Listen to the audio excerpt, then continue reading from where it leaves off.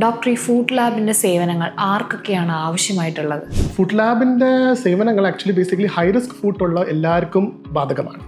അപ്പം ഇതിനകത്ത് high risk എന്ന് ഉദ്ദേശിക്കുന്നത് എന്താണ്? ഏറ്റവും കോമൺ ആയിട്ട് കാണുന്ന നമ്മൾ പ്രോബ്ലം എന്ന് പറഞ്ഞാൽ ഡയബറ്റിക് ഫുഡുകളാണ്. അപ്പോൾ കോംപ്രഹെൻസീവ് ഡയബറ്റിക് ഫുഡ് കെയറിൻ്റെ ഭാഗമായിട്ട് നമ്മൾ ഒന്നെന്ന് പറഞ്ഞു കഴിഞ്ഞാൽ ഹൈ റിസ്ക് ഫുഡ് ഐഡൻറ്റിഫൈ ചെയ്യുക. എന്ന് പറഞ്ഞാൽ ഒരു പ്രോബ്ലം വരുന്നതിന് മുമ്പ് ഫുഡ് കോംപ്ലിക്കേഷൻസ് വരുന്നതിന് മുമ്പ് ഐഡൻറ്റിഫൈ ചെയ്തിട്ട് പ്രിവെൻറ്റീവ് ഫുഡ് വെയർ കൊടുക്കുക.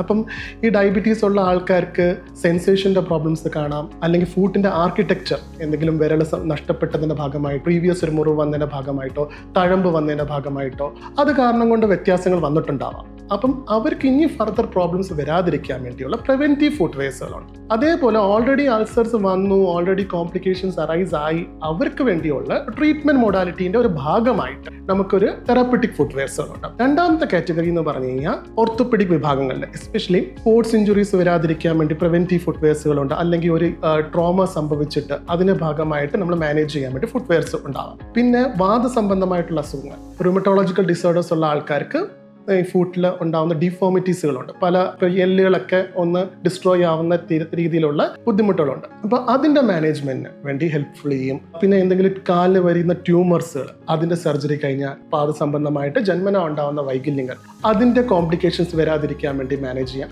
ഇതൊക്കെയാണ് കോമൺ ആയിട്ട് വരുന്ന ഇൻഡിക്കേഷൻസ്. ഇതല്ലാതെ വേറെ ഈ ഫുഡ് സംബന്ധമായിട്ടുള്ള ആർക്കിടെക്ചറിൽ വരുന്ന എല്ലാ കോംപ്ലിക്കേഷൻസും അല്ലെങ്കിൽ എല്ലാ ബുദ്ധിമുട്ടുകൾക്കും നമുക്കൊരു ഫുഡ് വെയർ പ്രൊവൈഡ് ചെയ്യാൻ പറ്റും. ഇതാണ് ഒരു നട്ട്ഷെല്ലിൽ പറയാൻ പറ്റും.